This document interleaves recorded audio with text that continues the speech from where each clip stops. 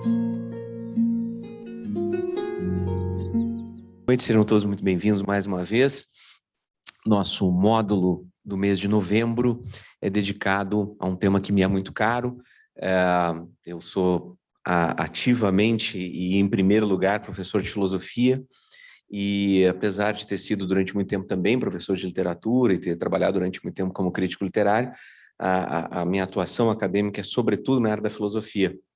Então, nesses últimos tempos, enquanto a gente conversava com os diretores do clube, com o pessoal todo que organiza esses eventos maravilhosos para vocês aqui, sobre possíveis temas, essa possibilidade surgiu de eu falar efetivamente sobre essa área da filosofia e tentar trazer uma conexão bastante direta, bastante explícita, com muito do que a gente vem experimentando nos últimos tempos, especialmente nesses últimos 2 anos, que foram particularmente difíceis para todos nós, em função, é claro, é óbvio, né, das circunstâncias impostas pela pandemia do Covid-19, mas não apenas por isso, porque foram 2 anos em que, a partir dessas circunstâncias, nós refletimos muito sobre nossas vidas, percebemos muito das nossas condições, digamos assim, mais fragilizadas, que são propriamente humanas, e isso levou muito a gente a se interessar por temas de filosofia.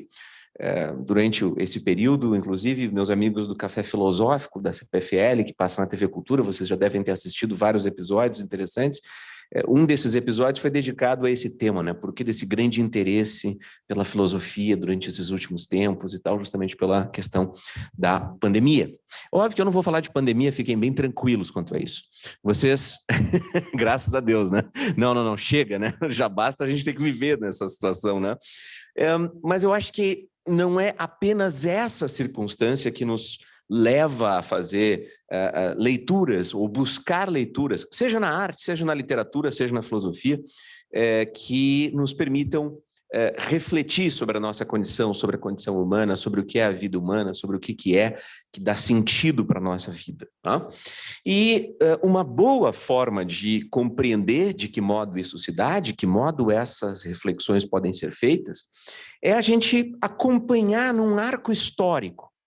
Isto é, ao longo do tempo, com pessoas que viveram em momentos muito distintos do nosso, em circunstâncias muito distintas da nossa, e ver como, mesmo nessas circunstâncias, certos tipos de perguntas, certas questões, certos problemas a serem enfrentados e eventualmente resolvidos, se apresentavam para essas pessoas que se propunham a pensar sobre isso. Por isso que vocês viram na proposta para o mês de novembro que a gente vai percorrer um arco longo no tempo. Nós vamos começar hoje lá com a Grécia Antiga, que é o meu chão habitual na área da filosofia. Eu vou falar para vocês sobre 3 figuras, tá? O nome de um deles, obviamente, vai se sobressair, porque é a figura fundadora, digamos assim, da reflexão filosófica no Ocidente, ainda que não tenha escrito uma linha, sequer, que é a figura de Sócrates, mas a gente vai falar, é claro, de todos estes 3 autores impressionantes, todos estes 3 pensadores impressionantes que constituem esse triunvirato absoluto das origens da filosofia ocidental, Sócrates, Platão e Aristóteles. Tá? No encontro da semana que vem, eu vou continuar no mundo antigo, mas a gente já vai adentrar no território de uma época em que Roma já é histórica e politicamente a nossa referência, e seja produzindo em língua grega, seja produzindo em latim, o pensamento da época, conhecido normalmente pelo nome de estoicismo, mas também os pensadores céticos e outros pensadores desse período da antiguidade mais tardia, vão ser objeto da nossa análise da semana que vem. Depois a gente vai dar um grande salto e a gente vai passar para um autor exemplar do início da nossa época, que nós chamamos frequentemente de modernidade. Esse período que começa ali pelos séculos XVI, mais ou menos entre o século XVI e XVII, os anos de 1500, 1600, viu surgir um pensador que poucos poderiam ter adivinhado que teria tanta influência como teve, porque ele, depois de ter feito uma vida política, ter se dedicado à diplomacia, aos cuidados das questões públicas da sua região, ele imediatamente decidiu que deveria se retirar para os seus aposentos e passar o resto da sua vida escrevendo e lendo e pensando sobre as coisas mais elevadas. Eu me refiro a Michel de Montaigne, um grande ensaísta, talvez aquele que tenha fundado, criado no mundo moderno a forma, o formato do pensamento sob o registro do ensaio, o texto mais livre que medita sobre grandes temas. Depois, o nosso salto é para aquele que se apresentou na história da filosofia como sendo explosivo. Ele disse que ele era dinamite e que ele implodiria os sistemas e os pensamentos anteriores a ele. Refiro-me ao alemão Friedrich Nietzsche, estamos já no século XIX. Tá? E aí vocês podem se perguntar, mas assim, Wolf, o que tem de comum nesses autores que você está citando? Claro, se vocês perguntarem isso quando vocês consideram o caso das primeiras aulas, especialmente as duas primeiras, Sócrates, Platão e Aristóteles na primeira, e os estoicos e os céticos na segunda aula, né, especialmente figuras como o imperador Marco Aurélio, Sêneca, mas também figuras do ceticismo, que são menos conhecidas, como o sexto empírico. É claro que a resposta seria, bom, todos pertencem lá ao mundo antigo, mas não é por isso que eles estão aqui juntos. E eles não teriam nada a ver com Montaigne, em princípio, né, numa visão bem ampla, assim, e muito menos com Nietzsche. A resposta é que cada um desses filósofos, cada um desses autores que nós vamos investigar, que eu vou tentar apresentar para vocês, cada um deles estava envolvido num tipo de investigação a respeito da sabedoria, a respeito do que significa conhecer certas coisas. Claro que quando eu apresento para vocês aqui a ideia de uma sabedoria, de um saber, tem duas considerações iniciais que eu preciso fazer antes da gente começar a seguir o caminho da trilha de hoje e depois seguirmos adiante. A primeira é a seguinte: como vocês todos sabem, isso a gente aprende no colegial, é repetido ao longo da vida, qualquer toque de Google que vocês deem no teclado vai aparecer essa informação. A própria palavra filosofia é uma palavra que é constituída no grego pela noção de saber, de conhecimento, sabedoria. Né? Sofia, em grego, é justamente esta noção de um tipo de conhecimento. Os gregos tinham vários tipos de conhecimento. Um deles, considerado supremamente importante, apresenta-se com esta palavrinha, a Sofia. Sofia significa saber, conhecimento. Né? E philos, né? Que é de onde vem a palavra filia, amizade, amor num certo sentido. Os gregos também tinham várias palavras para amor. Né? Ágape é uma versão, eros é outra versão, filia é outra versão. A filosofia é esta devoção, esta dedicação, este amor pelo conhecimento. Todo mundo sabe disso, mas não é disso que eu vou falar aqui para vocês.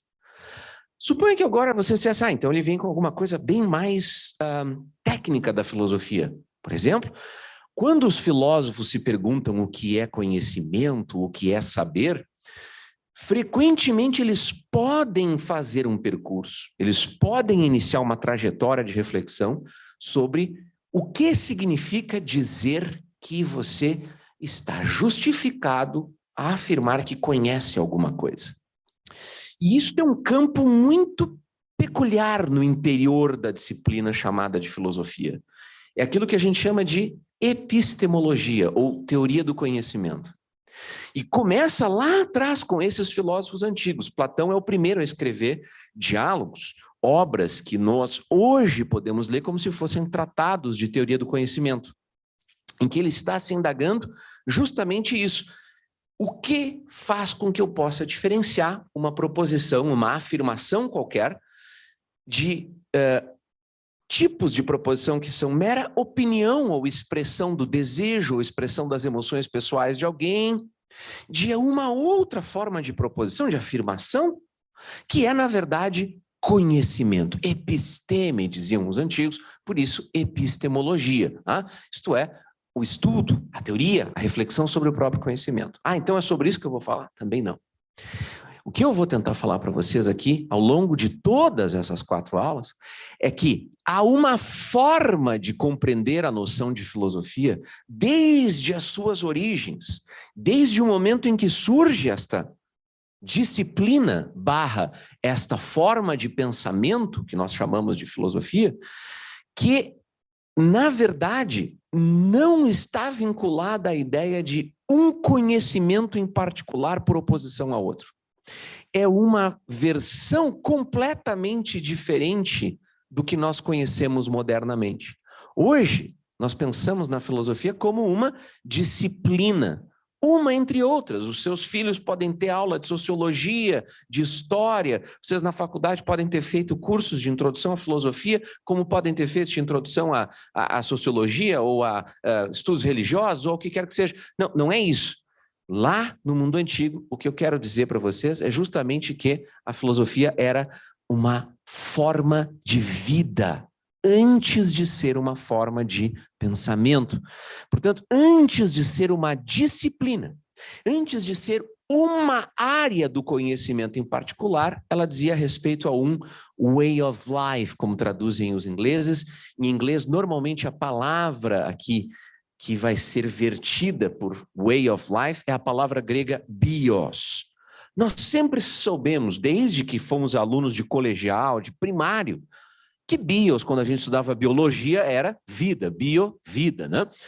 Bios, em grego, também significa um modo, um tipo, uma forma de vida, entre outras várias formas de vida que podem existir.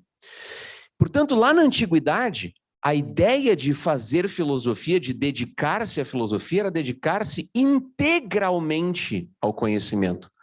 Não há um tipo de conhecimento em detrimento de outro. Não é assim, conheça apenas as humanidades, esqueça as ciências. Conheça apenas a matemática, deixe todo o resto de lado. Dedique-se apenas a uma parcela do saber. Não, era dedique-se integralmente, devote a sua vida ao conhecimento. E isto definirá um modo de vida para você. Que modo de vida é esse? É o jeito de viver que coloca o conhecimento como um todo, amplamente, como a coisa mais importante, norteadora da sua vida. Isso não quer dizer, como está claro aqui para vocês, que a filosofia, apesar de ser um modo de vida, também não possa ser reconhecida como uma prática estritamente racional de análise de argumentos e de conceitos. É claro que ela também é isso. Este ladinho aqui desta disjunção que eu estou apresentando é justamente o que corresponde ao que sobrou hoje da disciplina, quando ela é bem praticada. Quando ela é bem praticada nos bons departamentos de filosofia pelo mundo. Isto é, estudar filosofia significa estudar um conjunto de textos clássicos ou modernos ou atuais e debruçar-se na análise racional de argumentos e de conceitos que estão lá para tentar explicar coisas para a gente. Mas também existe um jeito de pensar a filosofia que conecta a filosofia com as formas míticas e literárias. Por quê? Porque tanto o mito quanto a literatura sempre nos ofereceram vislumbres, um ponto inicial de como conhecemos as coisas. Permanece, portanto, no horizonte da gente a ideia de que a filosofia pode ser aqui qualquer dos lados dessas disjunções que vocês queiram, ela sempre está imbricada, desde a origem lá com os gregos, ela está sempre apontando para a ideia de que ela decide uma forma de viver, uma concepção mais abrangente da filosofia, portanto, é o que a gente vai analisar aqui. Para vocês terem uma ideia do que significa dizer que a filosofia é um modo de vida, que a filosofia é uma maneira de viver, eu vou falar para vocês desses pensadores todos, e eu vim lá da Grécia até Nietzsche. Mas eu vou começar com um que é muito difícil, eu não vislumbro como falar dele assim para o grande público, não filosoficamente, mas que eu acho que vale a pena pensar. É um autor cuja obra está fazendo seu centenário esse ano, de publicação, apesar de ter escrito um pouco antes. Num determinado momento, esse autor escreve o seguinte: ele é um cara que vem da matemática, da engenharia, planejava aviões, estudava umas coisas bem esquisitas assim.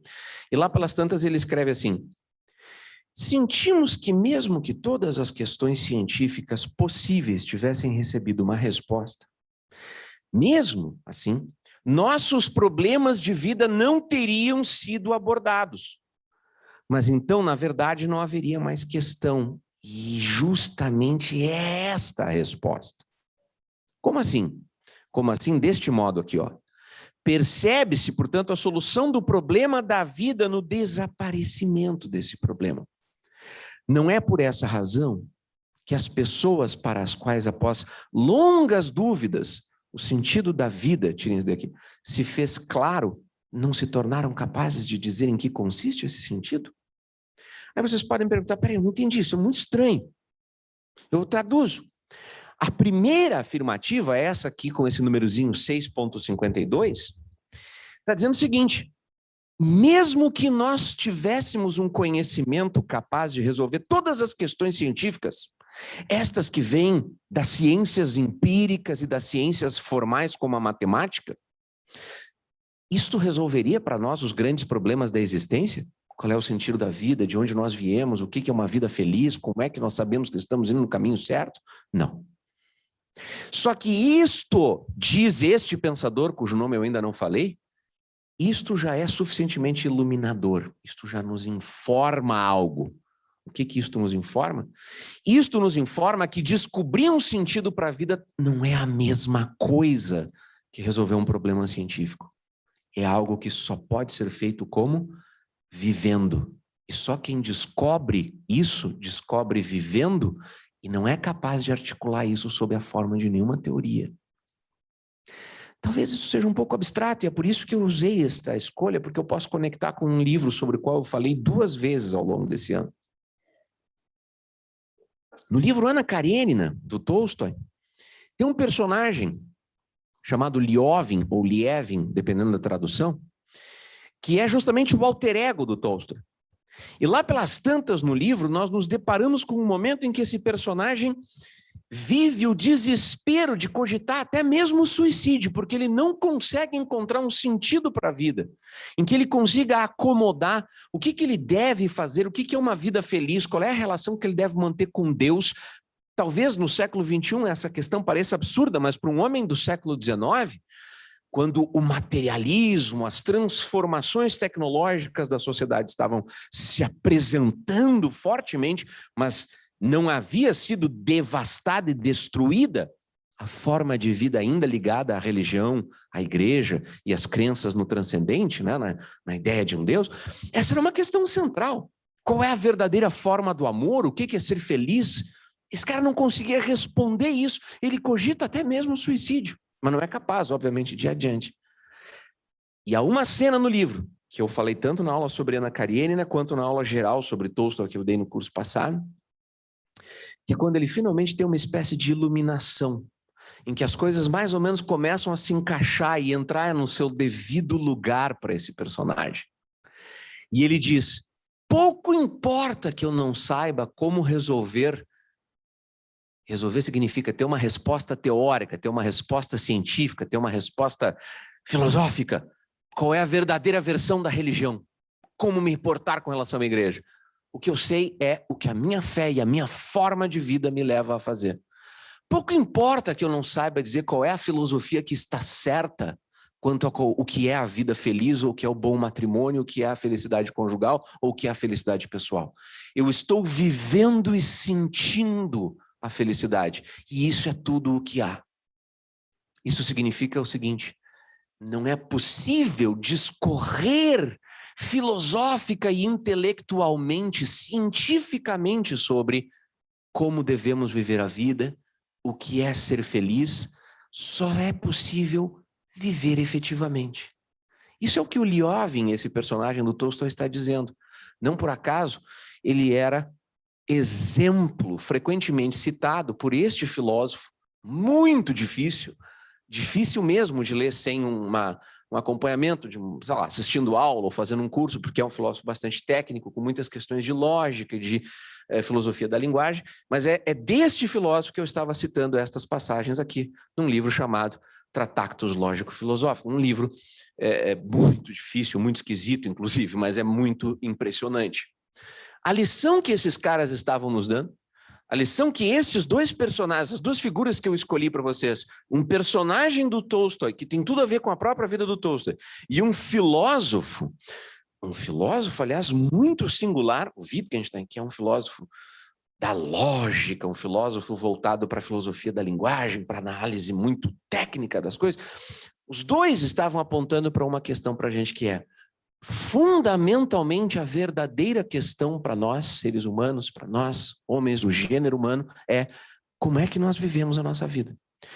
Em que consiste viver uma vida boa? Em que consiste ser feliz e ser um ser humano plenamente realizado?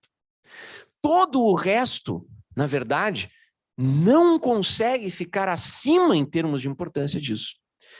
E é por isso que a figura de Sócrates é a primeira a qual eu recorro aqui para vocês. E é por isso que esses personagens que eu disse para vocês que apareceriam ao longo do nosso curso são personagens tão singulares. Nós podemos ir dos antigos gregos à Renascença, lá com Michel de Montaigne, nós podemos ir de Montaigne a Nietzsche, e nós perceberemos que existe no horizonte, permanentemente para esses filósofos, por mais diferentes, radicalmente diferentes que eles sejam, existe esta imposição, esta questão que se impõe. Responder às grandes questões da existência, saber como viver a vida, saber qual é o sentido da nossa existência, se é que há um sentido, permanece uma questão em aberto. Para cada um desses filósofos, a resposta será de um tipo. Quando nós estamos falando da figura de Sócrates, é claro, eu preciso circunscrever isso, eu preciso pelo menos informar vocês de algumas coisas que talvez já tenham sido esquecidas ou que vocês eventualmente não soubessem de início. Uma delas é que nós, bom, como eu já informei, né, Sócrates nunca escreveu uma linha. Então nós não sabemos exatamente com toda a precisão possível quem é esse Sócrates histórico, aquele que viveu efetivamente nos anos do século V a.C., contemporâneo de Péricles, mas também da derrota de Atenas, né, dos 30 tiranos ali no final do século V. Por outro lado, nós conhecemos fartamente um certo Sócrates, que é aquele que aparece nos diálogos de um discípulo dele que aparece, que acaba se tornando o grande discípulo, aquele que escreve toda a sua obra fundamentalmente por ter cruzado no caminho de Sócrates, Platão. Esse fato, o fato de que nós não temos as informações precisas a respeito de Sócrates, né, nos mostra que Sócrates, assim como outras duas figuras na história da cultura e da civilização do Ocidente, Homero na poesia, Jesus Cristo na história da religião, são três figuras muito marcantes por serem deste formato. Isto é, não tem uma única palavra escrita de seu próprio punho, não sabemos especificamente como ou quão precisamente nosso conhecimento histórico se dá a respeito de cada um deles, de uns mais, de outros menos, mas os três são fundadores, os três são figuras que marcam, digamos assim, o início de toda uma tradição que perdura até hoje, seja na literatura, seja na filosofia, seja na religião e no pensamento, digamos assim, de natureza transcendente, né? E é claro que é por isso que a figura de Sócrates acaba levando a muitas disputas. O que Sócrates efetivamente ensinou que não era de Platão? O que Platão está escrevendo que na verdade é dele, mas ele coloca nas palavras na boca de Sócrates? Isso nós não temos como saber em última instância, nós não temos como oferecer uma prova para essas coisas.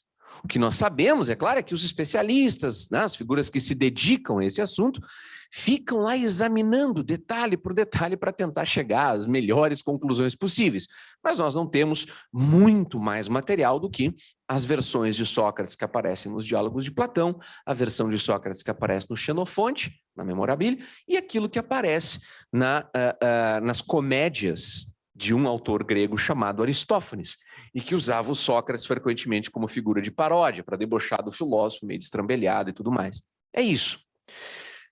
Por isso, quando nós falamos de Sócrates, nós sempre temos que levar em consideração que também estamos falando de Platão. Por isso, é óbvio que nós estamos falando agora de ambos os pensadores aqui. Platão sim escreveu, e escreveu muito, escreveu diálogos bastante complexos, escreveu diálogos muito ricos, literariamente extraordinários, e em todos esses diálogos, em todas essas obras, o seu personagem fundamental, na verdade com exceção de uma, mas o seu personagem fundamental é Sócrates. Platão, diz a lenda, já era um jovem muito talentoso, dedicado a escrever poemas e tragédias, como muitos jovens cultos da Atenas de seu tempo, quando cruza com Sócrates, que debatia nas ruas de Atenas, na ágora, debatia com os jovens, inquiria-os, perguntava coisas para eles e ensinava por meio dos seus questionamentos esses jovens. E Platão, então, segundo essa lenda, segundo essa história que se conta, Platão teria queimado, abandonado as tragédias, queimado suas obras e passado a seguir Sócrates, essa figura tão fascinante do mundo grego. O que Sócrates trazia de tão interessante? O que Sócrates tinha de novo aqui para a gente?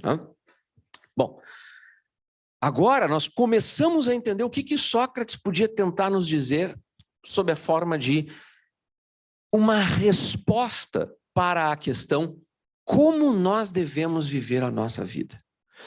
Em que consiste uma boa vida humana? E para que vocês entendam qual é a resposta que Sócrates tem para isso, o Sócrates que nós conhecemos através dos diálogos de Platão, portanto a resposta acaba sendo de ambos, né? Eu preciso explicar para vocês algumas coisas importantes que estavam acontecendo naquele contexto específico. A primeira delas é a seguinte: nós não podemos esquecer que Atenas, no século V, Atenas, esta cidade em particular, mais do que outras cidades gregas, mas ela não era a única, tá? Atenas era um regime constitucional único, praticamente, no início ali dos anos de 450. De 470 para frente, na verdade, começa a se formar, e alguns vão colocar essa data ainda antes, em 506 a.C., mas ao longo do século V, ao longo do século dos 400 a.C., começa a se formar em Atenas um regime fundado nas noções de isonomia, isegoria, e que vai resultar, em última instância, na defesa de uma outra palavra grega, um outro conceito grego, a eleutheria de cada polites, de cada cidadão. O que essas três palavras significam? Isonomia, igualdade; isegoria, o direito igual para todos de poder veicular suas opiniões e dizer aquilo que queriam, também conhecido numa outra versão como parresia.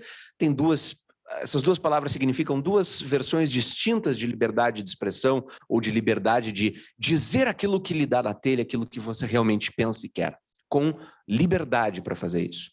E a terceira palavra, eleutheria, é a palavra que classicamente em grego significa liberdade. Esse regime dependia, por sua vez, de uma outra coisa. Ele não era um regime em que apenas um mandava, isto é, não era uma monarquia ou uma tirania. Ele não era um regime em que poucos mandavam, não era, portanto, uma oligarquia e tampouco era uma aristocracia. Esse regime era uma democracia. E a palavra demos significa tanto uma certa região, isto é, a constituição quase que geográfica da cidade de Atenas e sua divisão por demos, isto é, os grupos localizados em certas regiões da cidade, como significa demos, povo, em sentido geral, em sentido absoluto. Tá? Quando significa povo, não é simplesmente assim a totalidade de qualquer cidadão, tanto o aristocrata mais rico, quanto o pobre artesão, quanto o camponês, não. Demos, neste sentido de classe social, significa the masses, como dizem os tradutores ingleses, isto é, as massas, o povão mesmo. A cidade de Atenas era uma democracia. E esta democracia, como eu disse para vocês, fundada nas ideias de igualdade, livre uso da palavra e liberdade dos cidadãos, decidia coletivamente as coisas por meio da assembleia. E para decidir em pé de igualdade, claro, iguais entre os cidadãos, o conceito de cidadania restrito. Aristóteles não era um cidadão vivendo em Atenas, porque ele não era da cidade de Atenas, ele era um meteco, então ele era um estrangeiro, ele não tinha direito à cidadania ateniense, certo? Do mesmo modo como estrangeiros não tinham direito à cidadania, mulheres e crianças também não tinham cidadania. Escravos tampouco, e os escravos não eram escravos raciais, como quem vai buscar em outro continente escravos para ser força de trabalho. O sujeito podia ser escravo, por exemplo, como? Por dívidas. Foi só no final do século VI que acabaram com a escravidão por dívida. Então, o escravo normalmente era um escravo que vinha por resultado de uma guerra entre as duas cidades-estados, e aí o perdedor acaba sendo levado como escravo para outra cidade, e por aí vai. Tá? Então, entre os cidadãos havia plena igualdade.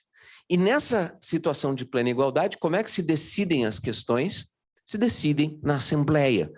E como é que as coisas são decididas na Assembleia quando todos os cidadãos, não meia dúzia de caras que a gente vota, elege e vai lá discutir por nós, quando todos nós cidadãos estamos lá discutindo, por meio do argumento, por meio da capacidade de convencer.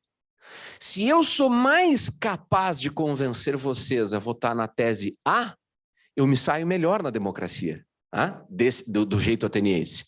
Se vocês são melhores do que o grupo do outro lado lá da cidade para convencer na hora da discussão, vocês se saem melhores que o outro grupo na hora de votar uma questão na Assembleia.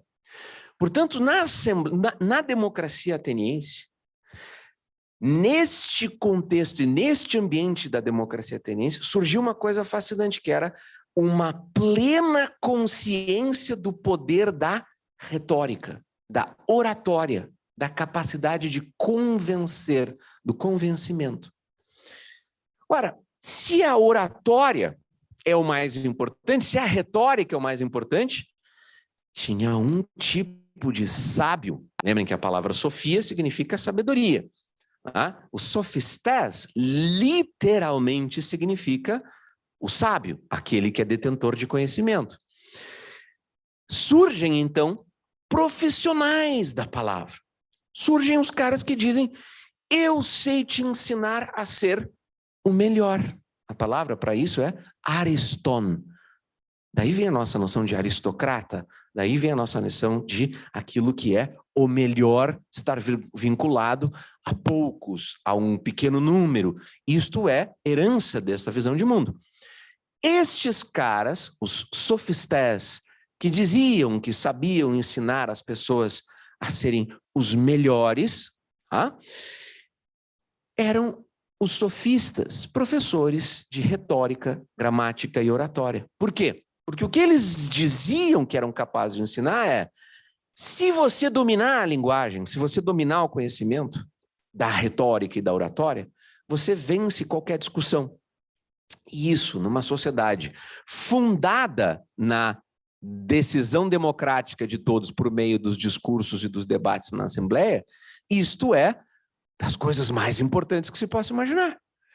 Portanto, eles vendiam a ideia de que a verdadeira sofia, o verdadeiro conhecimento, era o que eles tinham para oferecer, o conhecimento da linguagem, o conhecimento da retórica. E era assim que eles diziam para os seus alunos que eles ensinavam areté. O que essa palavra quer dizer?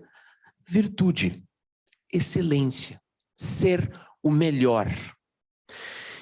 Se eu estou ensinando alguém a ser virtuoso, essa palavrinha tem uma conotação na nossa cabeça e já tinha certas conotações desde o início do seu uso em grego, areté, lá na antiguidade.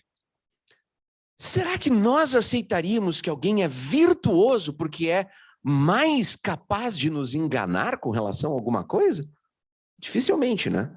A nossa intuição diz que não pode ser isso. Pois bem, Sócrates foi bem para esse lado. Sócrates passou a sua vida tentando mostrar, em última instância, que os sofistas estavam errados. Que o verdadeiro conhecimento, que a verdadeira sabedoria, que a verdadeira virtude humana não podia ser mera retórica. Vocês percebem os ecos disso até os nossos tempos, porque até hoje nós temos o pé atrás com essa ideia. Ainda que a gente, né, seja consumidor de propagandas publicitárias ou de políticos que se valem de oratória e de retórica para nos convencer, a nossa intuição, mesmo sem nunca ter lido uma linha de filosofia, é: o verdadeiro conhecimento não pode ser uma questão simplesmente de um cara que me convenceu porque argumentou melhor. Tem que ter um fundamento, tem que ter uma base para isso. Sócrates desconfiava justamente disso. E o que ele fazia, então? Ele dedicou a sua vida justamente a mostrar que conhecimento tinha que ser uma outra coisa. Ele andava pelas ruas da cidade, ele andava pela Atenas de seu tempo e reconhecia que muitos dos seus contemporâneos alegavam, diziam saber coisas. Eu sei o que é a coragem, dizia um cidadão. Eu sou virtuoso. Eu sei o que é a piedade. Eu sei o que é a beleza. E o que Sócrates fazia não era dizer: não, você não sabe, eu é que sei. Jamais Sócrates afirmou isso. O que Sócrates fazia na apologia era justamente mostrar... o que Sócrates fazia nos seus discursos, e nós vamos ver na apologia que Platão escreve, a defesa de Sócrates, era justamente mostrar que aqueles que pensavam saber, na verdade, tinham apenas uma concepção exterior do saber. Um saber aparente, um saber que funcionava apenas naquelas aparências da democracia ateniense de convencer um ao outro na Assembleia. O que Sócrates, então, vai fazer? E a apologia, esse tratado escrito por Platão, é emblemático para nos ensinar isso. Sócrates vai tentar explicar para o público, no momento limite da sua vida, em que consiste o seu verdadeiro princípio filosófico, a sua verdadeira filosofia de vida. Como? Ora, Sócrates, por razões políticas, depois nas perguntas eu posso explicar com mais detalhe isso, acaba condenado. Vocês todos sabem disso, vocês todos lembram disso. É mais uma das coisas a aproximar a figura de Sócrates à figura de Cristo, na historiografia, especialmente do século XIX. O que Sócrates nos conta na hora em que ele é julgado, pois ele vai ser levado a julgamento, acusado de corromper os jovens, de não respeitar os deuses da cidade, de introduzir novos deuses na cidade. Na hora que ele vai fazer a sua defesa, pois cada cidadão fazia a sua defesa, assim como cada cidadão fazia a acusação contra outro. Por isso eu estou insistindo, a retórica era essencial em Atenas. A oratória era essencial em Atenas. O meu comediante favorito, o Jerry Seinfeld, nos Estados Unidos, ele tem uma piada famosa num stand-up dele, bem antigo, dos anos 90, que ele diz o seguinte: bom, numa pesquisa pública americana, tinha aparecido a ideia de que o medo, o pavor número 1 dos cidadãos nos Estados Unidos era falar em público. O número 2 era a morte. E aí a piada do Jerry Seinfeld era assim: isso quer dizer que num velório você prefere ser a pessoa que está morta do que ser a pessoa que tem que fazer o discurso em homenagem ao morto, né? O eulogy. Né? Reparem, numa sociedade como a da Grécia Antiga, quem tem medo de falar em público está ferrado, não tem vida, você entende? A cidade e a sociedade inteira funcionavam com base na ideia do discurso, da retórica, da troca, do debate de argumentos, né? Então, se você tem... eu sou tímido, não falo em público. Pronto, você está ferrado, você não tem vida na cidade. Sócrates, então, é levado a julgamento. E no seu julgamento, num certo momento, ele começa a explicar as coisas nos seus próprios termos. Aqui é um trecho da própria apologia de Sócrates. Ele diz assim: os circunstantes, esses que estão aqui no meu entorno, toda vez pensam que eu mesmo sou sábio. As coisas a respeito das quais refuto alguém, em relação às coisas a respeito das quais eu refuto alguém. Mas corre-se o risco, varões atenienses, homens de Atenas, só os homens são cidadãos, de, na realidade, o Deus ser sábio. Não eu, o Deus ser sábio. E com aquele oráculo afirmar isto, que a sabedoria humana pouco ou nada vale. Bom, vocês vão me dizer, palavras crípticas. Não, vocês compram a Apologia de Sócrates, traduzida pelo excelente tradutor, professor da USP. Está na editora LPM. Vocês compram em pockets, em banca de jornal vende. Tradução perfeitamente legível. Muito bem traduzida pelo professor de grego da Letras da USP, chamado André Malta. Então, eu vou agora só dar o sentido disso aqui para vocês. Tá? Se vocês lerem na íntegra, vocês vão entender bem. No meio do julgamento, Sócrates conta a seguinte história. Ora, eu interrogava as pessoas. Quando eu via que elas diziam que sabiam isso, sabiam aquilo, eu ia lá e perguntava, será que você realmente sabe? Me diga então, em que consiste a virtude? E aí as pessoas começavam a dar respostas que são as respostas do senso comum, aquelas que a maioria compartilha, e Sócrates fazia mais perguntas. E, invariavelmente, todos que leram algum diálogo de Platão lembram disso, Sócrates encurralava as pessoas que julgavam saber do que estavam falando, não para mostrar que ele, Sócrates, sabia de verdade, mas para mostrar, viu como você não sabe exatamente? Porque você se enredou aqui em contradições, porque o seu conceito não está claro. E assim ele fazia com tudo. Em um certo dia, eu vou explicar agora o que quer dizer esse oráculo aqui, um certo dia, ele e um amigo vão ao oráculo de Delfos, o oráculo mais importante da Grécia. Os gregos iam a esse oráculo para receber o contato dos deuses, saber dos deuses o que iria acontecer. Tá? E este oráculo, respondendo à pergunta desse amigo, Sócrates, diz que quem é o homem mais sábio que existe, quem é o mais sábio dos homens? Sócrates. Sócrates é o mais sábio dentre os homens. E o que Sócrates diz neste texto da Apologia? Como é que ele entendia o oráculo do Deus? Que ele sabia tudo? Não. Ele diz que justamente o que está em questão é que o Deus entende que, na verdade, a sabedoria humana não vale muita coisa. E por isso, Sócrates faz uma famosa afirmação que eu tenho certeza que todos vocês já ouviram. Tudo que eu sei, eu, Sócrates, é que eu nada sei. A afirmação de Sócrates, que parece uma banalidade dessas a serem repetidas por comediantes, né? Na verdade, não é uma banalidade. Quando ele afirma tudo o que sei é que nada sei, ele está instaurando, colocando como ponto inicial, primeiro passo para você iniciar uma trajetória de investigação rumo ao conhecimento é reconheça que você não sabe e deve investigar. Deve examinar as coisas. O saber recebido pronto talvez não seja verdadeiro. Você precisa examinar e investigar as coisas. E há critérios, e talvez sejam extremamente difíceis, mas você deve saber. Portanto, quando ele diz isso, ele está justamente reconhecendo tudo que sei e que nada sei. A verdadeira sabedoria talvez não seja a que os homens conseguem alcançar, talvez a verdadeira sabedoria seja algo muito mais complexo. Esse não saber de Sócrates é justamente o que Sócrates diz sob a forma de uma frase igualmente muito iluminadora do tratado. Quando ele diz,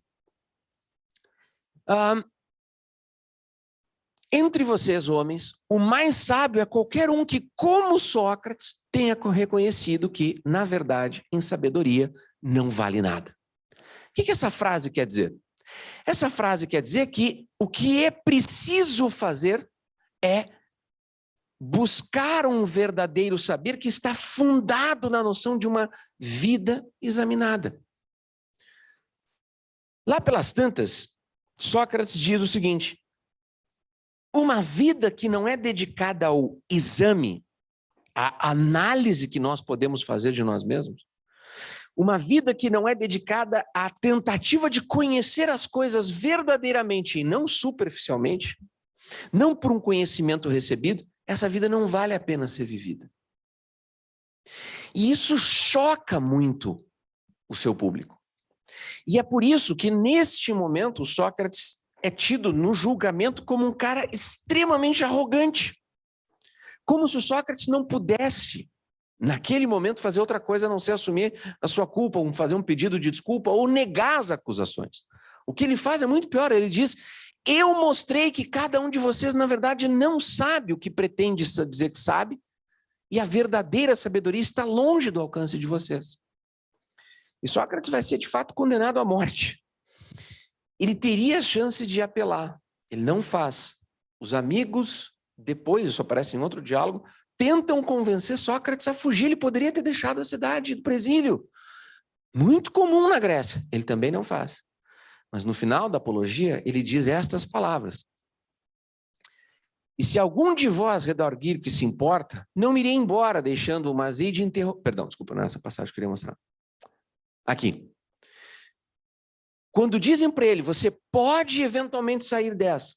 Se alguém propuser para você, pare de interrogar e de fazer novas perguntas, quem sabe você se safa. Saia daqui, ele diz. Isto, o que eu faço, é o que o Deus me ordena. E eu mesmo penso que não surgiu nenhum bem maior na cidade do que o serviço ao Deus. Nenhuma outra coisa eu faço enquanto circulo, a não ser persuadir tanto os mais jovens quanto os mais velhos dentre vocês, a não militar em favor nem do corpo, nem do dinheiro. Não antes, nem com a mesma intensidade que em favor da alma, a fim de ser a melhor possível. O verdadeiro conhecimento e a verdadeira forma de vida não é a que cuida das questões, primeiro, do corpo e do dinheiro. Veja que ele não está excluindo que se cuide também disso. Ele está dizendo, a ordem é outra. O verdadeiro conhecimento é o conhecimento da nossa alma. A alma tem uma conotação religiosa aqui em Sócrates, no caso de Platão? Talvez, é bem provável. Por quê?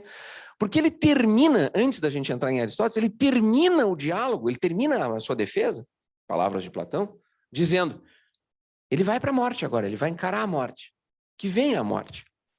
E ele diz para os seus julgadores, quem de nós vai para a melhor situação? Não sabemos.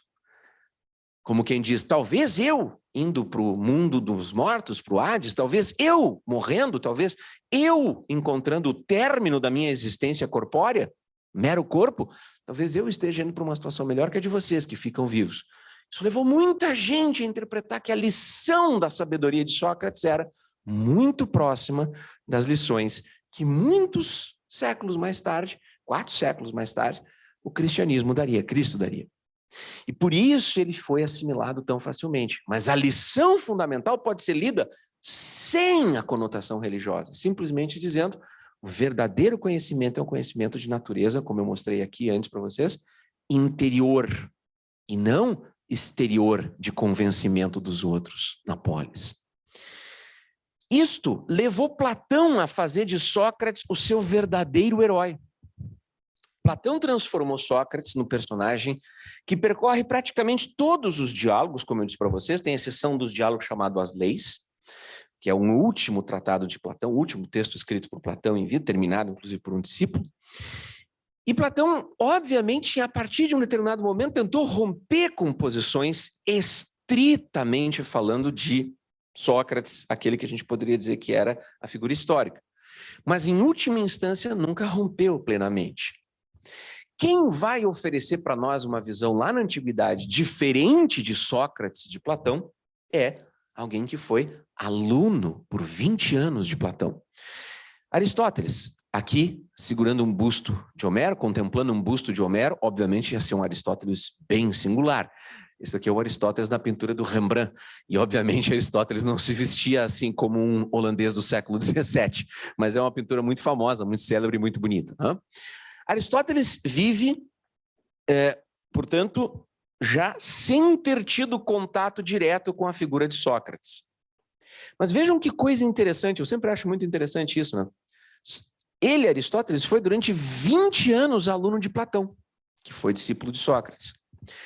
E o próprio Aristóteles foi professor, né?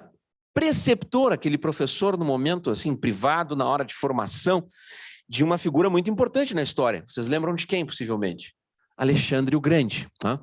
Então você tem uma continuidade entre Sócrates, Platão, Aristóteles e Alexandre e a expansão da cultura helênica durante o período de Alexandre, tá?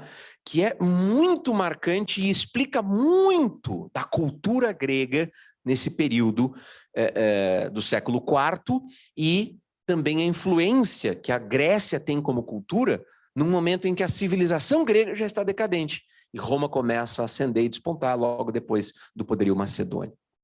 O que Aristóteles tem para nos dizer, então, sobre essa pergunta, que é a pergunta que nós estamos tentando perseguir? A pergunta que nós estamos tentando perseguir continua a ser: o que a filosofia ensina para a vida? O que a filosofia tem a ver com a pergunta como viver uma vida boa, como sermos felizes, como realizarmos plenamente o propósito da existência humana, se é que há algum. Aristóteles tem uma tese forte a respeito disso. Como filósofo, ele é sempre lembrado por ser um tipo de filósofo um pouco diferente. Tá? Não sei se eu tenho ilustração, não tenho, mas vocês todos conhecem aqui uma famosa imagem de Aristóteles ao lado de Platão, que está no Vaticano, nos aposentos dos papas, feita num afresco de parede inteira por Rafael Sanzio, que é a famosa Escola de Atenas, em que Aristóteles aparece apontando para baixo e Platão apontando para cima. Platão está segurando o seu livro o Timeu, Aristóteles está segurando a sua Ética. Como quem diz, Aristóteles era um homem das coisas do aqui, do agora, do terreno, do objetivo, do racional, quase um empiricista. Platão era um metafísico, teológico, o Timeu é justamente o tratado que aponta para a questão da criação do universo e tal. Muito bem. É verdade. Aristóteles tem essa pegada. Ele foi um fundador de disciplinas. Ele inventou uma disciplina, não existia antes dele, é claro que as pessoas pensavam e argumentavam, mas não existia uma disciplina antes dele, uma disciplina chamada lógica. Ele foi o primeiro sujeito a inventar uma outra disciplina também, chamada biologia. Ele foi fazer coleta de espécies, ele viajava pela Grécia e fez coletas de espécies, e consta que Alexandre mandava para ele, das expedições que fazia de conquistas, espécimes também para a coleção de Aristóteles. Então ele tem um pouco do perfil do cientista. E toda essa vida de Aristóteles, portanto, continua a aplicar, a levar para a prática a ideia de que a filosofia é uma forma de vida. Mas qual? Uma forma de vida mística, você vai lá e vive de um jeito, reúne matéria. Não, é a dedicação ao saber, a dedicação ao conhecimento. É uma vida dedicada ao conhecimento.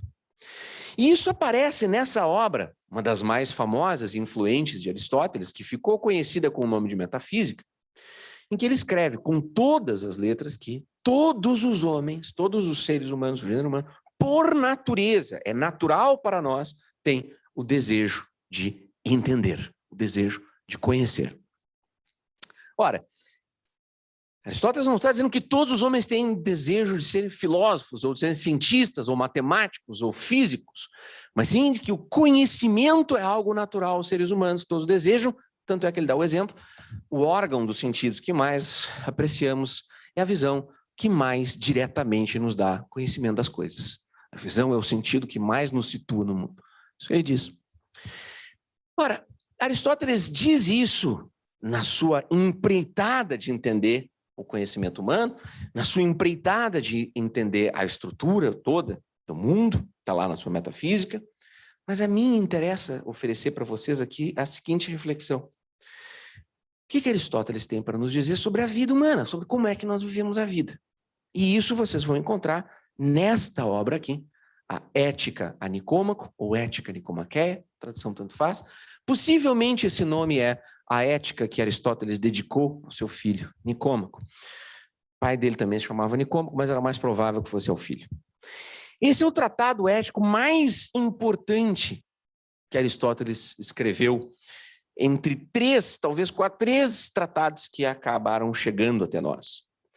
E esse tratado começa da seguinte maneira: toda arte, toda investigação, assim como toda ação e toda escolha, elas todas tendem ao bem. Ao bem. E por isso estavam certos os que afirmaram que o bem é aquilo a que tudo tende. Ora, o que é esse bem que Aristóteles vai dizer nesta mesma frase, que é o fim, um propósito, o ponto de chegada das ações humanas? O bem humano. Ele continua, bem na linha seguinte do que eu tinha acabado de ler para vocês, ele continua e diz assim: se, pois, para as coisas que fazemos existe um fim que desejamos por ele mesmo, e tudo mais é desejado em vista dele, E se é verdade que nem toda coisa que nós desejamos com vistas a outra coisa, porque se tudo o que nós desejamos com vistas a outra coisa, nós também queremos uma outra mais além, diz Aristóteles. Se fosse assim, o processo se repetiria ao infinito e inútil e vão seria o nosso desejar. Ou seja, tem que ter um ponto final para a nossa cadeia de ações que tem um fim e um desejo. Senão, fica tudo sem sentido, pensa Aristóteles. Ele diz, se as coisas são assim, evidentemente, tal fim, este que nós desejamos por ele mesmo, nunca por outra coisa, ele será o bem, ton agathon, ou o sumo bem, o bem supremo. O que isso quer dizer? Aristóteles está querendo dizer aqui o seguinte, a nossa vida só faz sentido se ela for organizada com vistas a um propósito último. Esse propósito último tem que ser o bem mais alto possível de ser conquistado na vida. É o bem mais alto possível de ser conquistado na vida, diz Aristóteles, quanto ao nome, todos estão de acordo. Pois tanto o vulgo, a maioria dos homens pouco instruídos, como os homens refinados, mais educados, dizem que este fim, este último bem máximo, o sumo bem, é a felicidade, a eudaimonia. E identificam viver bem e agir bem com a ideia de ser feliz, obter a eudaimonia. Ora, suponha agora que um filósofo estivesse escrevendo um tratado, estes temas aqui, inclusive com estes termos, já aparecem para Platão, já aparecem lá nos discursos de Sócrates que Platão reproduz. Suponha agora que um filósofo diga para vocês o seguinte, eu estou aqui ensinando para vocês o que é o mais alto bem que o ser humano tem para realizar. E eu digo para vocês que este mais alto bem que o ser humano tem para realizar é a felicidade. E aí vocês podem, obviamente, olhar para mim e dizer o seguinte, olha, das duas uma, ou você está me enganando, ou você tem que admitir que não disse muita coisa. Por quê? Porque toda a questão consiste em saber, afinal de contas, o que é essa coisa chamada felicidade. Por isso mesmo, Aristóteles dedica a sua ética a examinar formas de vida que as pessoas julgavam serem as formas que respondiam a essa pergunta. Vocês sabem, com certeza vocês conseguem adivinhar alguns candidatos possíveis para uma vida feliz. Uma vida dedicada ao prazer, isso tem um nome, um nomezinho que vem inclusive dos gregos, hedonismo. Ser um hedonista significa dizer que o prazer, hedoné, em grego, é o mais alto bem que nós podemos realizar em vida. Ter uma vida prazerosa. Aristóteles diz, a julgar pela vida que os homens levam em geral, a maioria deles, e os mais vulgares mais ainda, parecem, não sem alguma razão, identificar o bem ou a felicidade com o prazer, e por isso amam a vida dos gozos, isto é, de desfrutar das coisas. Aristóteles diz, ocorre que o prazer é uma coisa que qualquer animal também tem. A vida mais alta, lembrem-se da condição que Aristóteles estabeleceu. Se eu quero descobrir qual é o mais alto bem humano, eu preciso reconhecer antes que ele tem que ser propriamente humano. Esse é o argumento de Aristóteles. Se algo como o prazer é algo que os seres humanos compartilham também com os animais, porque os animais também têm sensações e prazeres, não pode ser esse. Isso é algo mais próprio dos seres mais bestiais, escreve Aristóteles. Que não quer dizer que o prazer não seja importante para os homens, Aristóteles reconhece. Mas então que outro candidato surge? A honra. Imaginem que eu quero obter a fama. Vamos supor que tivesse um TikTok grego, que eu pudesse ficar muito famoso, ganhar milhões de seguidores e com isso converter isso em milhões de moeda, que não sei que moeda se ganha no TikTok, alguma que eu jamais vou ver. Suponha isso, Aristóteles dirá, bom, não pode ser isso. A honra, isto é, a fama política, a fama e a glória do conhecimento por todos os outros, seus compatriotas, seus concidadãos, por mais que seja uma coisa que até pode ser boa, ela não pode ser boa como um fim último, como o último propósito da nossa existência, aquele que nós nunca escolheremos com vistas a mais nada. Por quê? Aqui, a consideração dos tipos principais de vida mostra que as pessoas de grande refinamento e índole ativa identificam a felicidade com a honra, pois a honra é, em suma, a finalidade da vida política. Mas, diz Aristóteles, a honra depende do que os outros pensam de nós e não das nossas próprias atividades. Pois, às vezes, mesmo nós agindo bem e fazendo as coisas certas, nós podemos cair em desgraça com os outros. Ele tem em mente o exemplo do próprio Sócrates. Então ele diz, não pode ser a honra esse mais alto bem dos seres humanos. E aí ele faz uma pergunta, como é que eu vou descobrir, então, qual é esta resposta para essa pergunta aparentemente tão fundamental? Isto é, a pergunta, qual é a suma felicidade, a mais alta realização humana? Aristóteles para a investigação, recomeça e diz assim, vamos começar do zero de novo. Faz sentido a gente se perguntar se os seres humanos não têm uma função? Aí Aristóteles diz, sim, faz sentido. Ora, os seres humanos realizam diversas atividades. Como um ser humano, eu realizo um tipo de atividade muito singular, por exemplo, a atividade de emitir unhas. Você já deve ter percebido isso. Esse exemplo é um exemplo do Jorge Luiz Borges, o escritor argentino. O ser humano é um ser que está o tempo inteiro emitindo unhas. Nós vivemos cortando as unhas, inclusive, por isso. Não? Isso faz parte das funções que Aristóteles vai chamar de funções vegetativas. Assim como a circulação do meu sangue, por exemplo. Eu tenho controle sobre isso? Não. É uma função biológica sobre a qual eu não tenho controle nenhum. Tá? Funções vegetativas, plantas, animais e os seres humanos compartilham. Todos têm aquilo que Aristóteles chama de uma alma vegetativa. Mas os seres humanos também têm outras atividades. Por exemplo, eu vejo, eu ouço, eu falo, eu tenho paladar, eu tenho olfato, eu tenho prazer quando, por exemplo, repouso. Todas estas coisas são derivadas da minha capacidade sensorial. Se no frio eu me aqueço, ou se no calor eu me refresco, eu tenho um prazer físico. Essa parte das atividades são atividades sensoriais, sensíveis, da parte dos sentidos, físicas. Isto plantas não têm, diz Aristóteles, mas animais e homens têm. Terá alguma atividade, alguma função que apenas os homens fazem, que apenas os seres humanos fazem? Tem. Qual? A razão. Somente a parte racional da constituição dos seres humanos, somente a razão, é algo que é próprio exclusivamente dos homens, do gênero humano. Claro, lá na Grécia Antiga, muito preconceito, as mulheres participavam da razão apenas minimamente, tal. Isso a gente descarta, porque obviamente é flagrantemente errado, é um preconceito de época, mas a lição filosófica pode ser preservada. O gênero humano é caracterizado por uma atividade que só ele tem. Animais não têm, plantas não têm, os outros itens do mundo não têm razão, capacidade racional. Portanto, qual é aquela coisa que torna um ser humano excelente, maximamente bom e que vai realizar perfeitamente bem a natureza humana?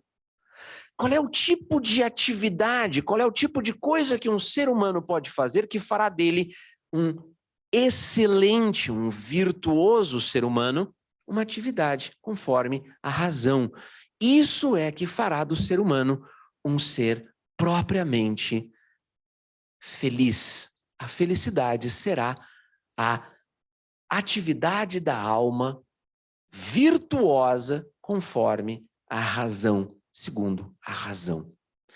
E assim Aristóteles precisa nos definir agora o que é a virtude. A virtude, diz Aristóteles, é ser capaz de, em cada momento da vida, em cada circunstância em que a vida se apresenta para a gente, deliberar e escolher bem as coisas. Eu preciso ser um homem virtuoso, um ser virtuoso. O que eu faço? Cenário 1, me entrego aos excessos? Aristóteles diz, não. Isso não é uma ação racional. Me recuso a fazer qualquer coisa e fico na falta? Não. Eu ajo conforme manda a razão, escolhendo sempre de maneira equilibrada o justo meio, o meio termo E isso faz com que todas as minhas ações sejam exemplarmente ações virtuosas, ponderadas, meditadas, deliberadas, escolhidas conforme a razão. Aristóteles vai nos ensinar que a vida virtuosa, esta que um ser humano feliz realiza, é aquela vida que ele pode realizar em uma determinada comunidade. Não é possível levar uma vida feliz, pensa Aristóteles, se nós vivemos completamente isolados. Deste modo, Aristóteles está tentando nos ensinar o seguinte: uma vida feliz, uma vida plenamente humana, uma vida em que os seres humanos exercitam o que de mais elevado eles têm, se isto é a razão, é aquela vida em que eles vivem em comunidade, os seres humanos vivendo numa polis, numa cidade, cidade-estado, numa comunidade política, vivem corretamente. E vivem corretamente como vivem escolhendo as ações justas, as ações virtuosas, precisamente porque elas expressam uma certa mediedade, uma certa disposição do ser humano ali para escolher racionalmente coisas equilibradas, não com excesso nem a falta. Só que isto é algo que eu não posso fazer sozinho. Comparem esse exemplo com o de um santo, por exemplo. Seria possível para Aristóteles, um homem como o eremita cristão, o santo do deserto que vai ficar meditando e vivendo lá, né, em miséria e tal? Não, esta figura não é uma figura que Aristóteles sequer conseguiria imaginar na época dele. Somente seria possível uma vida virtuosa se eu mostrasse a minha vida na relação com os outros seres humanos. Eu preciso de outros seres humanos para viver.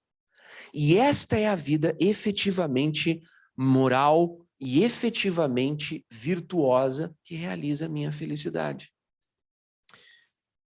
Curiosamente, no entanto, Aristóteles vai nos dar uma circunstância que eu acho belíssima, e é com ela que eu quero encerrar aqui para vocês.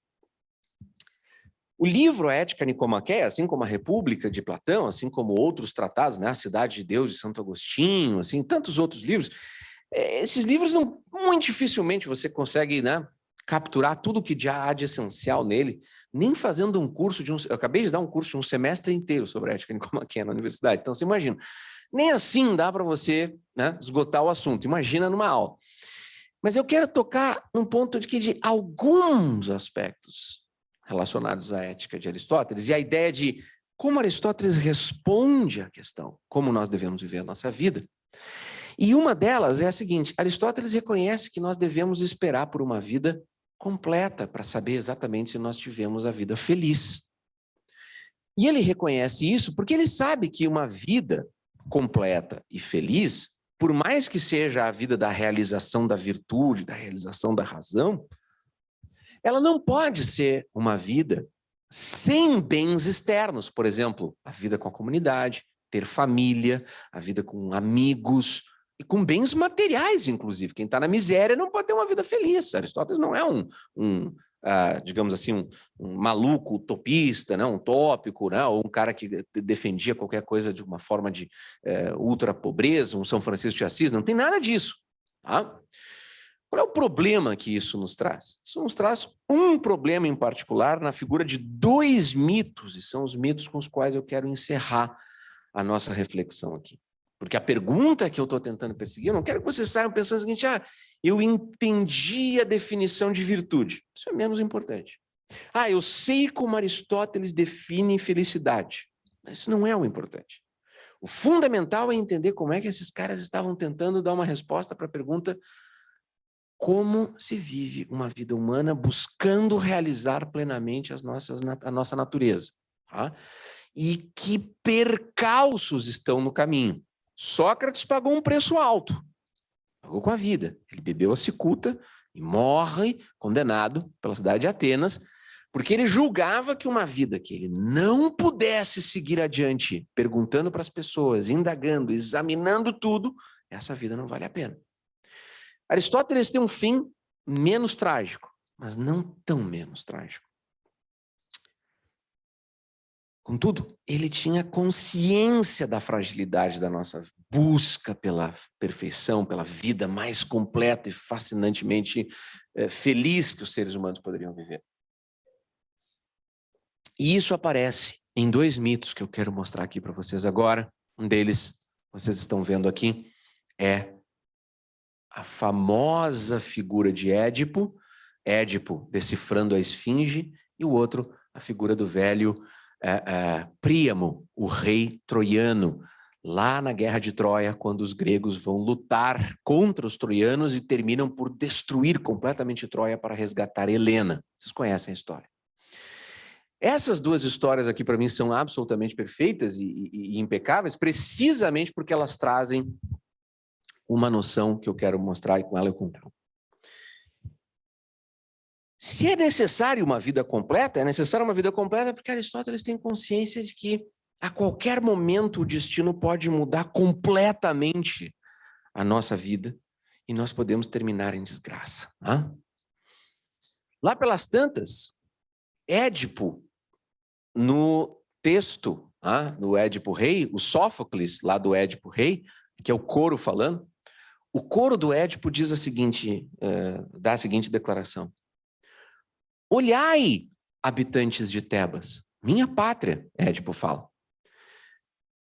Desculpa, o coro fala. Vede Édipo, contemplem Édipo, vejam Édipo, esse decifrador de enigmas. Édipo era aquele que tinha decifrado até mesmo o enigma da esfinge, com isso salvara Tebas e graças a isso tinha se tornado rei em Tebas.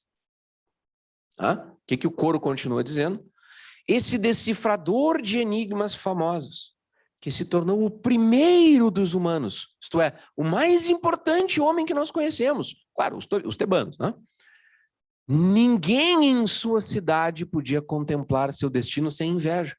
Inteligente, jovem, belo, poderoso, se alça a rei de Tebas, desposa Jocasta, a rainha viúva. Ele é o homem mais importante. Hoje, faltou o H ali, hoje, em que terrível mar de miséria ele se precipitou. Qual é o mar de miséria em que se precipita Édipo? Vocês lembram, né? Ele lança uma investigação para tentar descobrir que diabos tinha acontecido com o antigo rei de Tebas, de quem Jocasta era viúva. A cidade está sendo consumida por uma peste. Seus filhos são devorados, as mulheres são inférteis, a terra não dá frutos. Mandam uma expedição para o oráculo de Delfos, que retorna dizendo: há um crime não resolvido. O assassino de Laio, o antigo rei de Tebas, continua solto. Enquanto ele não for punido, não será possível que Tebas volte a ser uma cidade feliz e se livre da peste. O que Édipo faz? Começa a investigar. E o que ele vai descobrir? Que contra a sua própria vontade, Édipo era efetivamente este assassino que ele procurava. Como? Jocasta e Laio, os antigos reis de Tebas, tiveram um filho. Só que havia uma profecia, havia uma maldição do oráculo, havia uma maldição dos deuses contra Laio e Jocasta, que dizia que o seu filho, o filho desse casal, para pagar os erros do passado, de juventude do Laio, este filho mataria o próprio pai e desposaria a própria mãe, tendo uma prole maldita. O que Laio e Jocasta fazem? Vocês devem ter visto isso em novelas, em folhetins, em várias histórias. Eles vão se livrar da criança. Mandala, nos anos 80, tinha essa trama, a novela da Globo. Vão se livrar da criança. Mandam matá-la. Entregam para um servo, um camponês, que vai matar a criança. Mas ele não tem coragem de matar a criança. Ele entrega a criança para um camponês no prado vizinho, que leva a criança para uma outra cidade, em Corinto. E lá essa criança cresce. Que criança é essa? Édipo. Édipo cresce um dia, adolescente, um bêbado xinga ele e diz que ele era filho adotivo, que ele não era filho de verdade dos reis da cidade de Corinto. Ele vai ao oráculo e o oráculo só diz uma coisa para ele: você vai matar seu pai e casar com a sua mãe. horrorizado diante do parricídio e do incesto, ele foge de Corinto. No caminho, numa estrada, ele briga com um homem numa carruagem e mata esse homem, sem saber quem era. Segue seu destino, chega a Tebas, decifra o enigma da pirâmide, decifra o enigma da esfinge, se torna rei e, como recompensa por decifrar o enigma da esfinge, desposa a rainha de Tebas, viúva, Jocasta. Ele realizara o que o destino tinha previsto para ele, a despeito de tudo o que ele, com sua própria vontade, tinha tentado fazer. E ele termina, portanto, na mais completa tragédia, ao investigar tudo isso e descobrir que ele era o responsável pela desgraça da cidade e por ter desgraçado a si e sua prole, tendo casado com a própria mãe, tendo relações incestuosas com ela e com ela tendo tido filhos malditos, uma prole maldita, dirá o texto. E o coro termina dizendo: vejam em que terrível mar de miséria ele se precipitou. E aí o coro diz: é portanto esse último dia que um mortal deve sempre considerar. Guardemo-nos de chamar um homem feliz, né? Não vamos chamar um homem de feliz antes que ele tenha transposto o termo de sua vida, sem ter conhecido a tristeza. Pois a qualquer momento a sorte pode mudar. E por vezes uma sorte que não depende de nós. É por isso que Aristóteles tinha consciência disso. E com esta consciência disso, ele cuidadosamente prepara a ideia de que uma vida feliz, a vida que conquista a eudaimonia, não pode ser abalada por isso. E o exemplo que ele nos dá para encerrar é este aqui. Aristóteles diz: é necessário não só uma virtude completa, mas também uma vida completa, já que muitas mudanças ocorrem na vida e eventualidades de toda sorte. O mais próspero dos homens pode ser vítima de grandes infortúnios na velhice, como se conta de Príamo no ciclo troiano, e a quem experimentou tais vicissitudes e terminou miseravelmente, ninguém chama de feliz. O que acontece com Príamo? Príamo, ao contrário de Édipo, que poderia ser acusado de, quando jovem, ter sido intemperante, irascível, violento, Príamo era um exemplar de virtude como rei.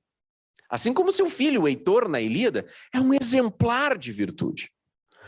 Príamo tinha uma cidade esplendorosa, Troia, sob seu comando, um reino bem administrado, uma família feliz, filhos honrados, sobretudo Heitor.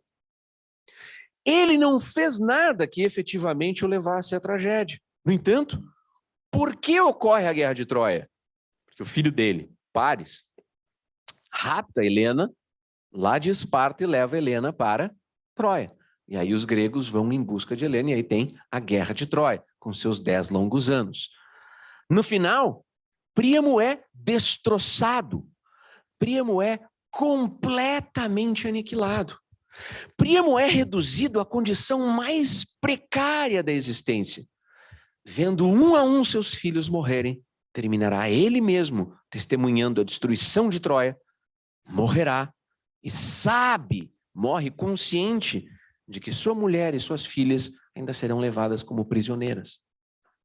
E Aristóteles diz: a este homem ele errou nas suas ações? Não. Aristóteles se questiona: será que a questão é que ele não foi virtuoso? Não. A questão é que o destino se impõe, algo para além dos poderes deste homem, e acaba com aquilo que seria a vida completamente feliz dele. Aristóteles diz: não podemos dizer que este homem é feliz no sentido de que ele foi abençoado com uma boa vida. Mas isso não quer dizer que a virtude dele tenha sido abalada. É um momento belíssimo da ética de Aristóteles em que ele quer dizer: o homem virtuoso, mesmo diante de todas essas vicissitudes, mesmo diante de tudo de terrível que acontece na sua vida, ele não deixa de ser um homem correto. Ele não deixa de ser um homem que tem as respostas emocionais certas para as coisas. Ele não se torna um vilão, uma pessoa viciosa. Ele simplesmente estaria sendo incorreto se dissesse que ele é feliz mesmo na sua desgraça. Mas isso não quer dizer que ele não é uma boa pessoa, um ser humano correto, que age bem, que tem bons valores. Tá? Então Aristóteles não sabe bem como acomodar isso, ele dá essa resposta. Talvez a gente tenha que distinguir entre um homem feliz e um homem que tenha sido perfeitamente abençoado com uma vida plena. O fato de que Aristóteles foi sensível para essas coisas nos mostra duas lições básicas. A primeira, ele mantém um aprendizado que vem de Sócrates e que vem de Platão. Uma vida perfeitamente humana não pode não ser uma vida sem razão. Ela tem que ter razão. Isto é uma herança, em algum sentido relevante, que vem de Sócrates e vem de Platão. Por isso que Aristóteles, desde o início, está nos dizendo que essa vida tem que envolver o uso da razão. Tá? Mas ele quer se afastar de Platão e de Sócrates. Veja, ele é o seu próprio homem agora. Ele viveu 20 anos estudando na academia de Platão, mas ele é o dono da sua própria obra agora. Depois da morte de Platão, ele vai, faz suas pesquisas, funda a sua própria escola. Como era o nome da escola de Platão, vocês lembram? A academia. Daí nós nos referimos à universidade até hoje como academia. Né? Como era o nome da escola que Aristóteles funda em Atenas? O Liceu, exatamente. Nomes que ficaram e perduraram até hoje na civilização ocidental. Tá? Aristóteles faz a sua obra. Ele é marcado por essa presença de Platão e de Sócrates, mas veja, ele quer se distinguir. Enquanto Platão e Sócrates estavam com a ideia da felicidade fundada numa certa concepção quase religiosa, tá? No caso de Sócrates lá, ou no caso de Platão, lá na República, uma ideia de um saber supremo das ideias do bem e tal, Aristóteles diz, não, ações virtuosas praticadas por um homem virtuoso que vive em sociedade com seus iguais. Assim nós vemos um homem virtuoso, é na prática. Como é que vocês vão saber quem são as pessoas virtuosas e, portanto, as que estão rumando para uma vida plena com a eudaimonia? Com as ações delas. Meu querido professor, que me ensinou todas essas coisas, recentemente, a gente trocando um e-mail falando sobre Aristóteles, Platão, algumas coisas, ele diz assim, no fim, a coisa continua mais ou menos como sempre, né? Na juventude se é mais aristotélico, né, num certo momento, mas no final a gente se reconcilia com Platão. Tem uma coisa bizarríssima no livro de Aristóteles. No último livro, nos últimos capítulos da Ética Nicomaqueia, né, da Ética Nicômaco, então tem o livro 1, livro 2, livro 3, livro 4, livro 5, livro 6, livro 7, livro 8, livro 9, lá no livro 10, depois dele ter passado o livro inteiro nos insistindo que a virtude e a felicidade humana estão na ação de homens virtuosos na polis. Agir corretamente, ser feliz é ser justo, corajoso, veraz, magnânimo, honrado, magnificente, temperante. Na ação você decide se a pessoa é virtuosa e feliz ou não. No último livro ele diz, a mais perfeita sabedoria, a eudaimonia mais perfeita não é a ação, mas é o quê? A contemplação, o conhecimento. Como se ele voltasse aos braços do discípulo, do mestre Platão, como se ele voltasse aos braços do platonismo, de um socratismo, e nos dissesse mais uma vez, a verdadeira forma de sabedoria é a contemplação que o sábio tem do seu próprio conhecimento. Dedicar-se a uma vida de sabedoria é mais alto e mais elevado do que uma vida da política, por exemplo. E é por isso que Aristóteles, no final, termina com essa frase tão estranha, com essa afirmação tão estranha de dizer que, tudo bem, tudo que eu disse até agora continua valendo, mas a versão mais perfeita da felicidade é a felicidade que apenas o sábio, aquele que contempla o conhecimento perfeito das coisas, obtém. Em última instância, vocês poderiam me dizer o seguinte, mas Wolff, isso é mero corporativismo, né? São os filósofos dizendo que a felicidade é ser filósofo, né? Sim, tem um pouco disso, eu admito que tem um pouco disso, né? Mas tem um elemento que a gente pode ver para além do folclore, para além da piada. E o que nós podemos ver para além da piada, aqui, para além do folclore, dos filósofos dizendo que a vida do conhecimento é a mais alta, consiste no seguinte: nestes pensadores que eu acabei de apresentar para vocês, diante de uma pergunta que até hoje ninguém sabe como responder perfeitamente, pensem nisso, em que consiste a felicidade humana.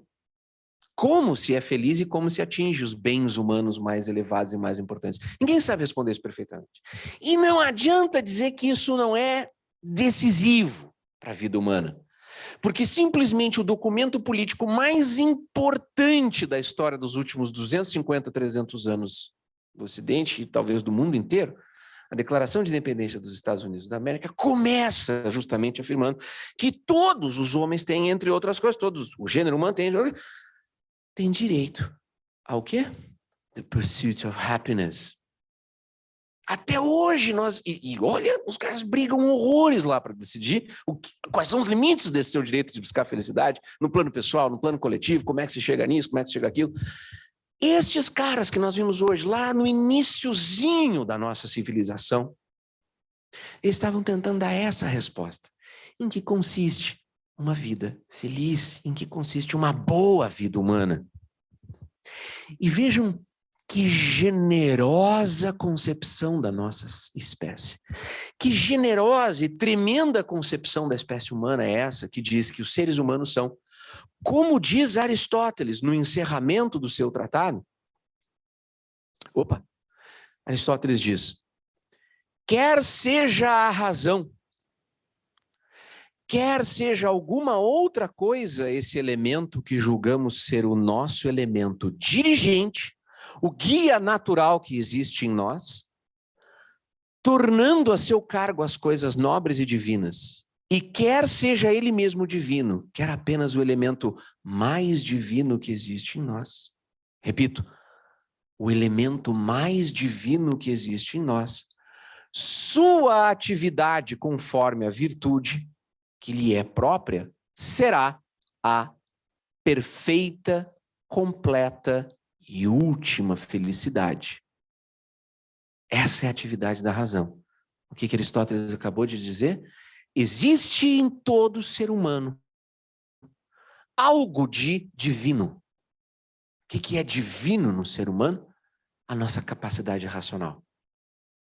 Somente 1.500 para 1.800 anos depois de Aristóteles, Platão e Sócrates, 1.500 para 1.800 anos depois deles, novamente, a civilização ocidental voltaria a ter esta confiança, esta convicção que os homens, que o gênero humano, os seres humanos, apesar de toda a sua fragilidade, apesar de serem vítimas a qualquer momento do destino que pode mudar suas vidas de direção, apesar de tudo isso, os homens, o gênero humano, os seres humanos, têm algo de extraordinariamente elevado em si.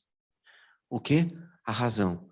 Só lá na Renascença, só lá na época do Renascimento, esta soberba, esta extraordinária convicção nas capacidades humanas para ordenar a vida, para determinar como viver, para buscar formas mais altas, mais excelsas, mais belas e mais perfeitas de vida, isto é, o uso da razão humana voltaria a ter a centralidade que tem aqui para Aristóteles. Na semana que vem, quando a gente falar dos estoicos e dos céticos, a gente vai ver que a versão deles é muito mais minimalista de quanto a nossa capacidade é extraordinária. Não por acaso o nosso tempo, que é um tempo hoje, atualmente, muito pessimista em vários aspectos, é um tempo que adora os estoicos. Porque parece que nós sentimos essa necessidade de aceitar que talvez a gente não consiga resolver as coisas com a razão. Mas isso é assunto para a aula que vem. Por hora, eu queria terminar nessa nota mais alta de entusiasmo com a razão humana. Se há tanto tempo, há mais de 2.500 anos, homens que viveram em condições tão diferentes da nossa, foram capazes de pensar que havia algo de tão extraordinário em nós, a saber, nossa capacidade racional. Nós que vivemos em condições tão mais extraordinariamente avantajadas graças às conquistas desta mesma razão humana, temos boas, muito boas razões para nos entusiasmarmos com o conhecimento humano. E se vocês ficaram 1h30 me ouvindo numa terça-feira, ainda durante todas as condições pandêmicas que nós enfrentamos, vocês são testemunhas e dão prova viva do quão importante os seres humanos são capazes de considerar o conhecimento e o uso da razão. Obrigado.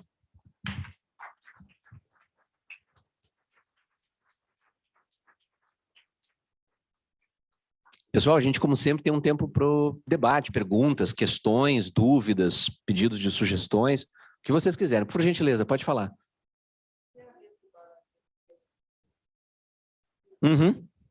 O Dalai Lama.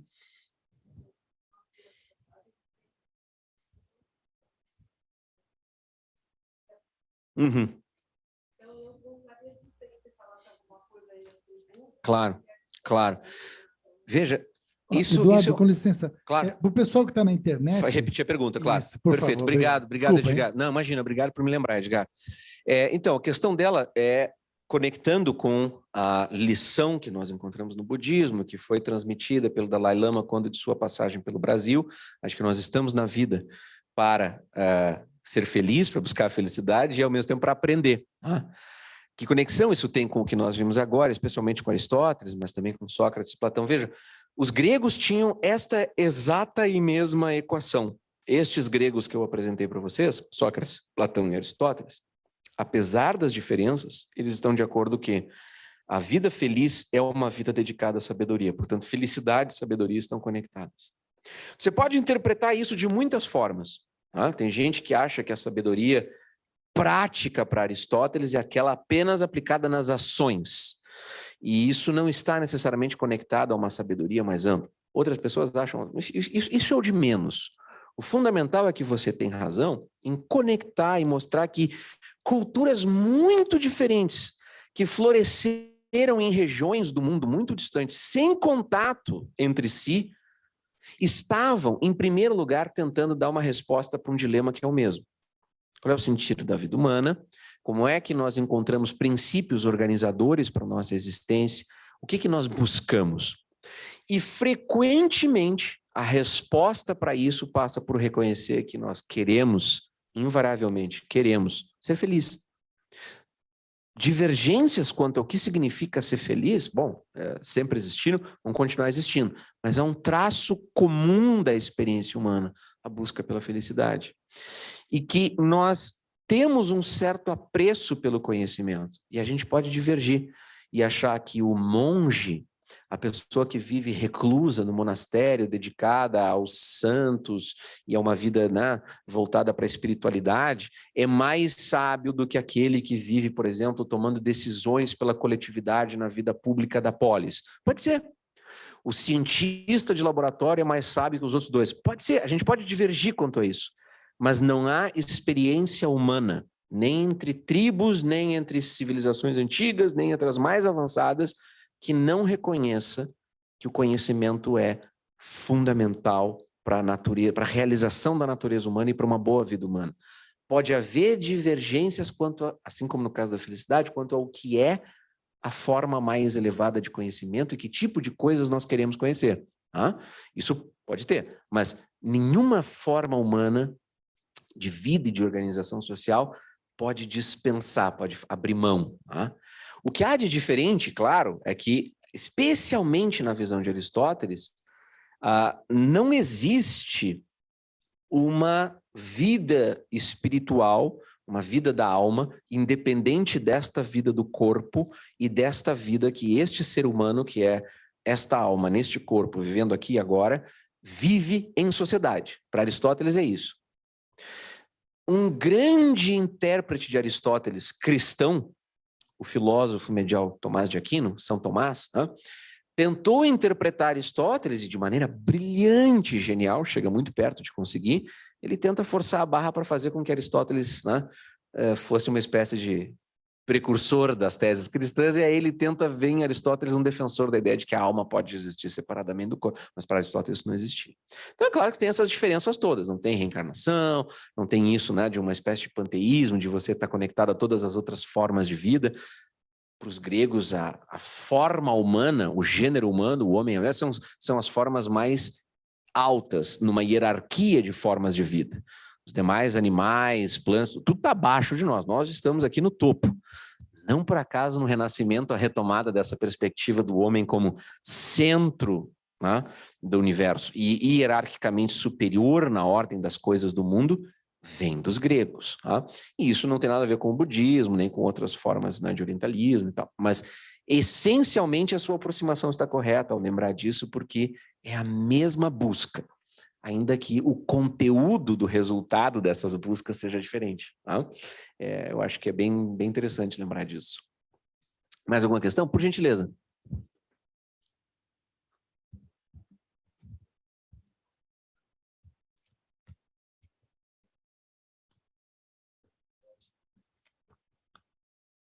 Sim.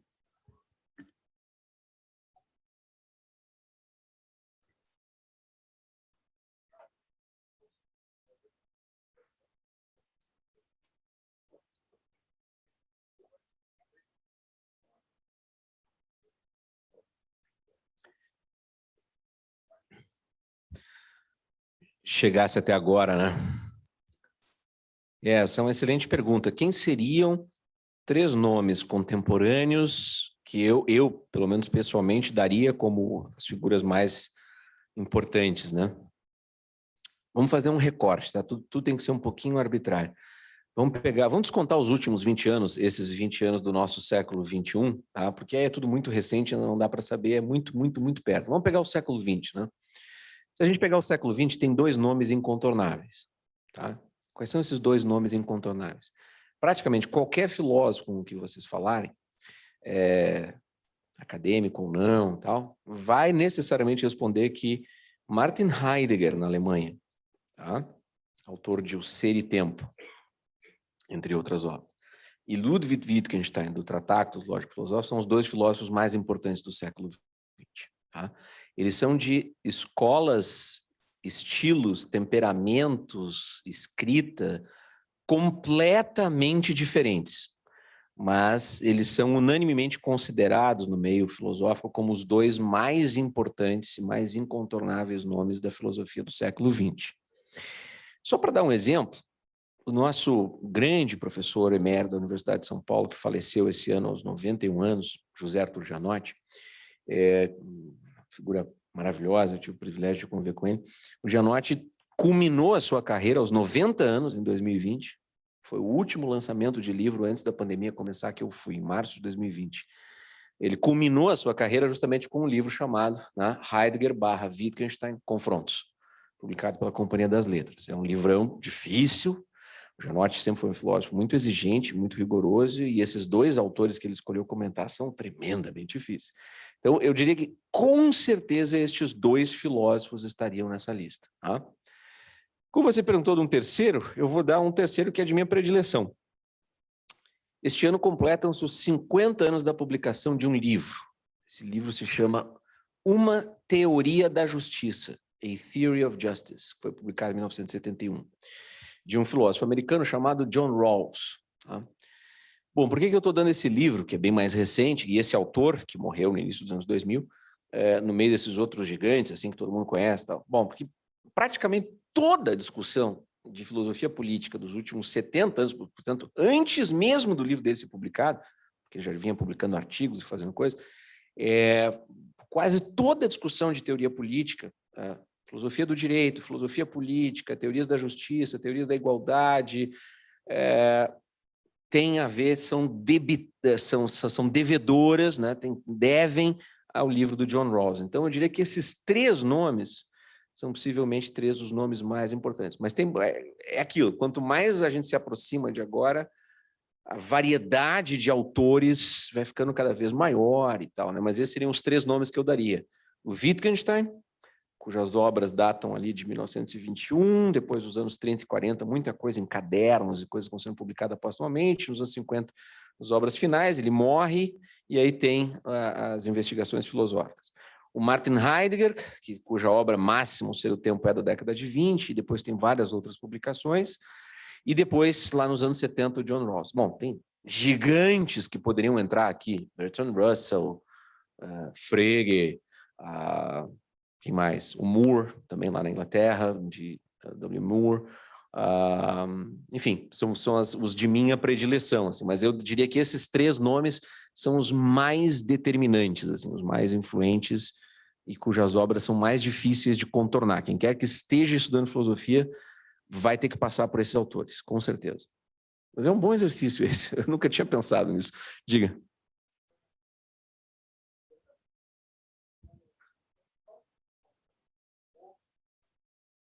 Uhum. Sim.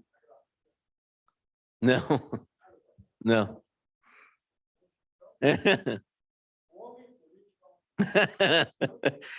Claro, claro. Não, a frase, na verdade, é que político vem da palavra grega polis. Tá? Polis é a cidade. Tá?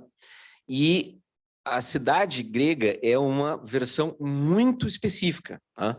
Por exemplo, a cidade grega, o formato esse polis, existe uma versão mais arcaica, antes dessa Grécia de Atenas, do Péricles, que a gente conhece, tem aquela versão mais arcaica, que nós conhecemos, sobretudo, por um pouco de estudos arqueológicos, um pouco de relatos literários, né? Porque não tem muito mais informação, e que, mais ou menos, a gente imagina que é a Grécia das cidades mais arcaicas que existiram na época em que Homero estava escrevendo os poemas que, né, ou recitando e transmitindo oralmente os poemas que diziam respeito à Ilíada. É uma versão muito arcaica, são sociedades extremamente rurais, ainda muito, né? Aí, entre os séculos VI e V, os anos de 500 e 400, aí forma-se essa polis que a gente tem essa imagem. Tá? Você vai ver, ela dura mais ou menos o início da ascensão romana mais imperial, assim, que aí você vê que a cidade se torna uma outra coisa. A ideia de um poder central como Roma muda essa figura. Nessa polis, o político é praticamente, não é a mesma coisa, mas é praticamente idêntico ao cidadão. Porque todo cidadão na democracia, por exemplo, exercia em algum momento a atividade política. Ele, por sorteio, ia ser ou juiz, né, magistrado, ou ia participar dos julgamentos e dos júris, ou ia ser general, ia para os conflitos, ou ia cuidar das finanças e tal. Isso era, né? E nos outros regimes, com exceção das monarquias e tiranias, havia uma massa de cidadãos, um número expressivo de cidadãos que participavam da vida. Tá? Bom, aí você fez essa brincadeira do Cacete e Planeta, né? Permita-me fazer a mesma com a versão grega disso. O ser humano é um ser humano desde sempre, né? Vamos combinar, a gente avança em milhares de coisas, mas tem umas coisas que não mudam, né? Mas eu lembro do meu choque quando eu comecei a estudar coisas do mundo grego antigo, onde eu lendo assim sobre política, né? Tinha uma situação maravilhosa, assim, os gregos, especialmente na democracia, eles podiam votar o ostracismo. Vocês sabem o que é o ostracismo, né? Claro, a gente usa a palavra ostracismo até hoje com o sentido de alguém que não está em atividade, que está isolado, ou que não estava exercendo uma atividade, fica tempo sumido, né? Desaparece e tal.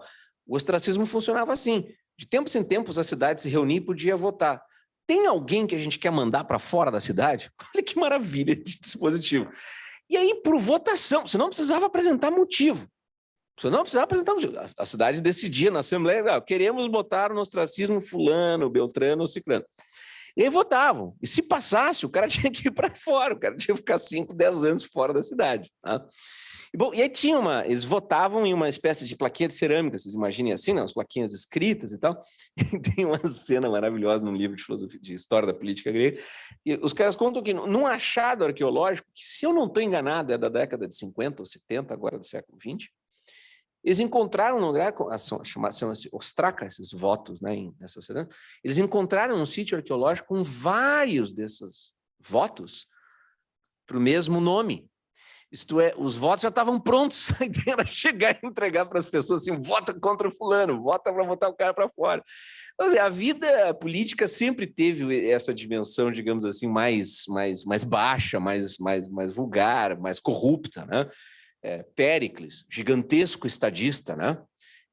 Olha, cada vez você começa a olhar com lupa, e aí você vai ler detalhe por detalhe, não sobra nada nem ninguém, em época alguma, em lugar nenhum do planeta. Não adianta, você entende? E a vida dos cidadãos também não é muito mais pura e elevada. Então, a gente tem que dar esse desconto, né? Mas a frase da política existe, né? Que o homem, né? O ser humano, anthropos, que é o gênero humano, né?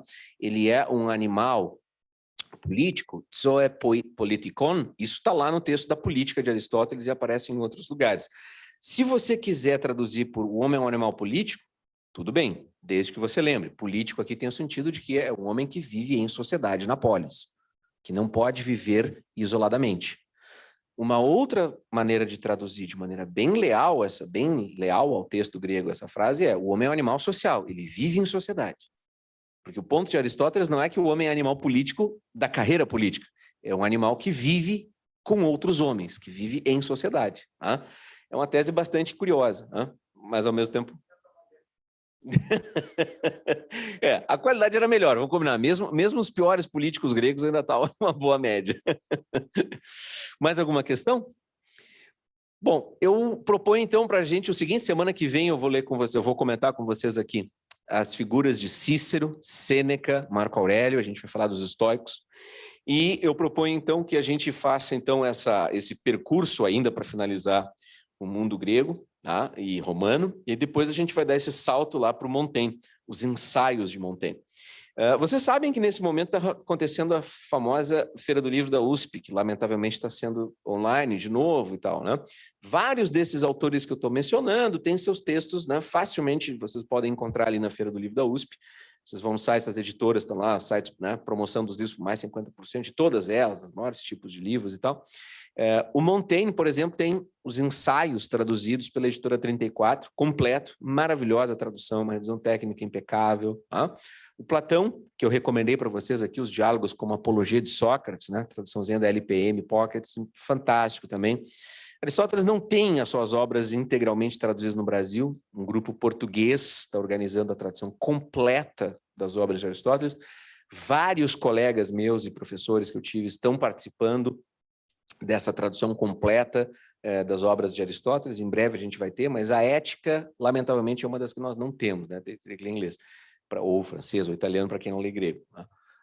Mas várias dessas obras estão aí disponíveis. E os discursos de Marco Aurélio, assim como o pensamento do Sêneca e do Cícero, assim, é facilmente de encontrar também nesses textos. E o Nietzsche está todo ele publicado pela Companhia das Letras, né? Obra completa do Nietzsche, Companhia das Letras, é super fácil. Boa aproveitar a Feira do Livro da USP também para conseguir isso, tá bom? Eu vou pedir para o Edgar para passar para vocês. Eu dei uma palestra sobre esse tema da vida feliz e tal no Café Filosófico da CPFL, que passou na TV Cultura, foi em 2019, se não me engano. E, bom, esse vídeo está disponível no YouTube do Café Filosófico e também da TV Cultura. Eu vou pedir para o Edgar me lembrar para disparar para vocês, deixar à disposição. Quem se interessou pelo tema, se quiser, pode ver uma outra abordagem que eu já fiz também sobre esse assunto, tá bom? Nos vemos, então, na semana que vem. Obrigado a todos, obrigado ao pessoal que assistiu de casa também, a todos que vieram até aqui. Até a próxima aula. Tchau, tchau. Boa semana.